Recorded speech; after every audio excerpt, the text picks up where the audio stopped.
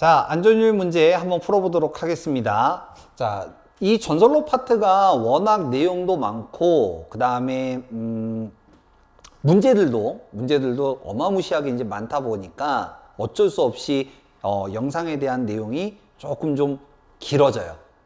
내용 설명이 좀 길어지고, 그 다음에 문제는 뭐 어떻게 보면은 선별한 문제이기 때문에 좀 짤막짤막하게 이제 나가긴 하겠지만, 여러분들이 조금 좀 구별을 해서 좀 길더라도 좀 다 보셔야 되고요. 전솔로 제가 앞에도 말씀을 드렸지만 전솔로를 잘 하셔야 점수가 올라갑니다. 그리고 지금 하고 있는 이 안전율 파트는 어지간하면 다 잘해요. 문제가 되는 건 경관보안공사와 이격거리를 어려워하시는 거지, 여긴 어지간하면 다 잘하시니까 좀만 연습하시기 바랍니다. 자, 몇 가지 제가 아까 설명을 안 드린 부분 중에서 추가 설명을 좀 드리면서 문제를 풀 테니까 여러분들이 좀 빠르게 좀 봐주시면 될 것 같고요. 자, 1번 전솔로 종류가 아닌 거, 아까 얘기했던 전솔로 7가지로 구별한 그 내용이죠. 그래서 상간전솔로, 철도전솔로. 정답은 1번. 자, 3번 문제네요. 지중전솔로는 기설, 지중, 약전류 전솔로에 대해서 무엇 또는 무엇에 대한 통신상의 장애를 주지 않도록 기설, 약전류 전선, 통신선이죠. 충분히 이격시키거나 적당한 방법으로 시설해야 한다. 1, 2에 알맞는 말은 어떻게 되느냐. 자, 유도장애에 대한 규정인데요. 얘는 누설전류로 인해서 통신선에 장애를 일으키게 돼요. 그걸 유도장애라고 이제 부르게 되는데, 대표적인 건 L에 의한 장애와 C에 의한 장애죠. 그래서 알맞는 말을 집어넣어라. 그래서 누설전류와 유도작용 4번이 되겠습니다. 자, 4번 다음과 같이 됐을 때 유도작용에 의한 통신성에 장애가 생기지 아니하도록 하려면 양자 간의 이격거리는 최소 몇 미터냐. 자, 쉽게 얘기하면 이게 무슨 얘기냐면 전력선이 이렇게 가고요, 통신선이 이렇게 가는 거예요. 그러면 전력선 주변에 전자기장이 발생을 하면서 영향을 주겠죠. 그래서 얘를 적당한 거리를 떨어뜨려야 되는데, 일반적으로 이제 전력선과 통신선이 나란히 가는 거를 병행시설이라고 그래요. 병행시설. 그래서 얘는 양자 간의 이격거리가 2m 이상을 떨어뜨려야 되고요. 그리고 유도전류가 12km는 여기다 적을게요. 여기다 적을게요. 12km마다 얘는 2 마이크로암페어를 넘어서는 안 되고, 유도전류가 40km마다는 3 마이크로암페어를 넘어서는 안 됩니다. 자, 그러면 여기는 병행시설이니까 2m가 되겠고요. 자, 5번 전화선로 길이 12km마다 유도전류가 몇 마이크로암페어냐, 요거 얘기하는 거죠. 2가 되겠고요. 7번 유도장애를 방지하기 위한 유도전류 제한사항으로 옳은 것은 이라고 했는데, 지금 싹 봐도 유도전류가 어떻게 되느냐, 지금 이거 얘기하는 거잖아요. 그러면 원래 정확하게 하기 위해서는 6만 볼트, 60kV를 초과하는 값일 때 요건데, 이건 필요 없고, 자, 1번하고 2번에 보면 미리암페어니까 둘 다 틀렸고요. 요거 3번하고 4번에 보면 마이크로암페어. 그 중에서 40km마다 라고 했으니까 3마이크로암페어가 되겠다. 자, 8번. 자, 풍압파중에 대해서 얘기합니다. 풍압파중의 종류는 어떻게 되느냐? 갑, 을, 병. 1번 되겠고요. 자, 9번. 인가가 많이 연접된 장소라고 했어요. 그러면 병종이죠. 병종 풍압파중. 자, 근데 다음 중 적용할 수 있는 구성제가 아닌 거, 틀린 거를 찾아라 라는 건데, 다른 거는 맞는 거니까 한번 읽어보시고, 자, 4번이 왜 틀렸냐면, 인가가 많다라는 얘기는 사람이 많다라는 얘기예요. 사람이 많다라는 거는 배전선로라는 얘기죠.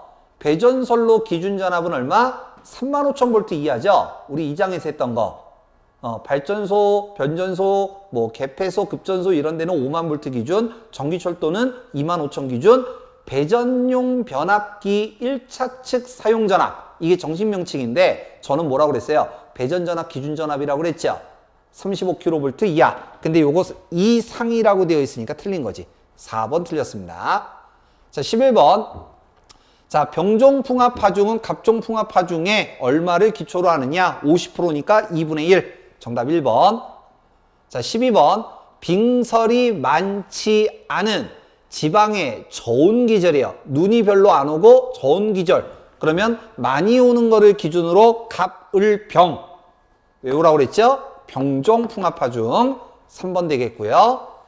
자, 13번 같은 문제입니다. 빙설의 정도에 따라 풍합파중 정의할 때 내용 중 옳은 것을 찾아라. 자, 보시면 고온 지역, 고온 지역, 고온 지역, 고온 지역이 있어요. 고온 지역은 다 뭐? 갑종이죠. 그러면 여기 을종이라고 했으니까 요거 틀렸고, 그 다음에 여기 을종이니까 요거 틀렸고, 그러면 얘하고 얘 둘 중에 하나네요. 자, 그 다음 둘째 줄 저온 계절이에요. 저온 계절. 그러면 저온 계절이라고 했으니까 뭐예요? 빙설이 많은 저온 계절은 을종, 빙설이 적은 저온 계절은 을종이 아니라 병종이죠. 병종. 그래서 정답이 1번 됩니다. 자, 고온 지역은 무조건 갑종이라는 거 꼭 기억해 두세요. 자, 14번. 다음 풍합값을 기준으로 할 때 잘못된 것을 찾아라 라고 했는데, 자, 목주, 원형철주, 철근 콘크리트주, 전부 얼마? 588파스칼. 3번 잘못된 거죠. 이 파스칼 단위로 바뀐 06년도 그때였을 거예요. 그때 요 문제가 이제 처음 이제 신규 문제로 나왔었던 문제인데, 요거 뭐 어려운 문제는 아니니까 기억해 두시기 바랍니다. 자, 16번. 철주가 강관에 의해서 구성되는 사각형이에요. 사각형. 사각형은 얼마? 1117. 삼각형 또는 능형이었으면 1411. 이렇게 되는 거죠. 정답 3번. 자, 조심해야죠. 강관으로 구성되는 철탑. 철탑. 그러면 얼마? 1255. 앞에 거하고 비교되죠. 앞에는 철주, 요거는 철탑. 자, 18번. 자, 강관으로 구성되는 철탑이라고 그랬어요. 철탑. 그러면 1255죠. 근데 지금 보니까 풍합파중이 병종풍합파중이에요. 그럼 나누기 2 하면 되죠. 따라서 627. 자, 다음 19번. 단도체일 때 지금 두께 6mm, 비중 0.9의 빙설이 부착된 상태래요. 두께 6mm, 비중 0.9는 을종풍합파중이죠. 단도체는 745파스칼, 을종이라고 했으니까 나누기 2 따라서 373. 자, 20번. 자, 두께 6mm, 비중 0.9. 그러면 을종이죠, 일단. 여기만 봐도 을종이에요. 근데 마지막에 뭐라고 되어 있냐면 함정인데, 다도체를 구성하는 전선이 아니래요. 다도체가 아니면 전선은 뭐밖에 없어요? 단도체밖에 없죠. 그러면 단도체 745, 을종이라고 했으니까 나누기 2, 372. 자, 다음 21번 다도체입니다. 다도체의 을종풍합파중이라고 했으니까 다도체는 666, 나누기 2, 333. 정답 2번. 22번. 자, 특고합 전설로 이용해 애자장치 갑종풍합파중이에요. 그러면 애자장치는 1039. 정답 4번. 자, 23번. 가공전설로 지지물이 아닌 것은 뭐냐라고 했는데, 지지물은 전선을 지지하는 거를 지지물이라고 그래요. 근데 지선은 지지물을 지지하는 거죠. 전선이 아니라. 그래서 2번이 답이 되고요. 자, 같은 문제입니다. 다음 지지물로 사용할 수 없는 거는 보호주.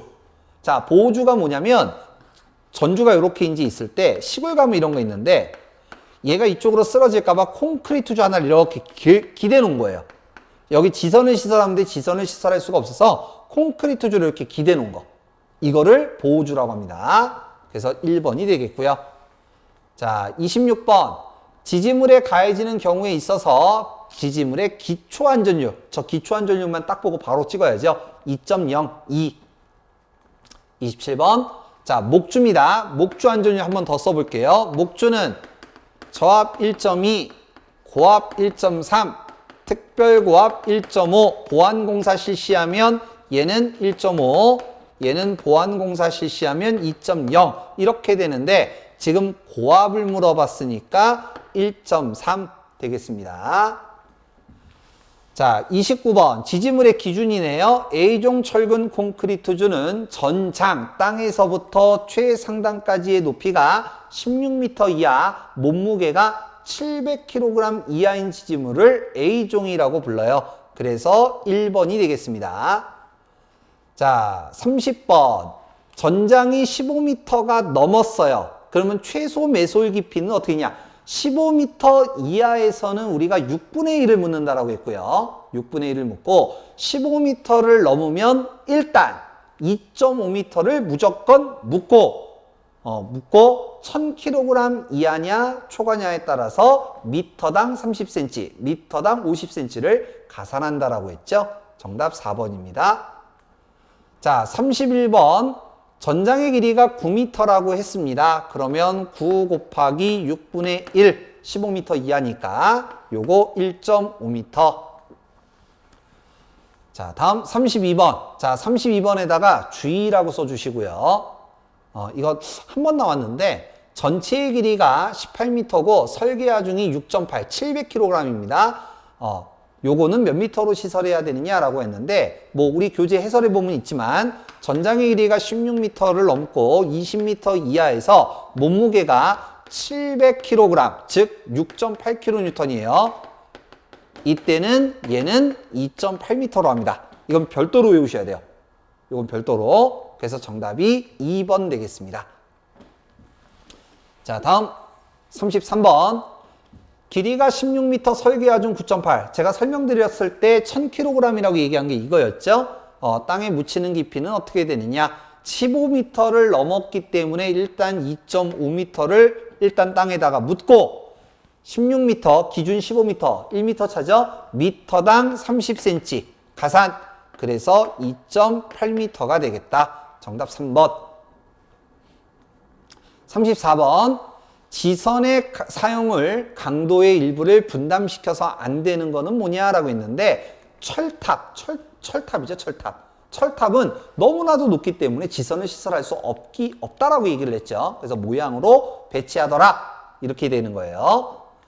자, 37번. 지선의 시방세목으로 옳은 것. 자, 안전율 얼마? 2.5. 소선은 3가닥, 3조라고 부르고요. 얘가 답이 되겠네요.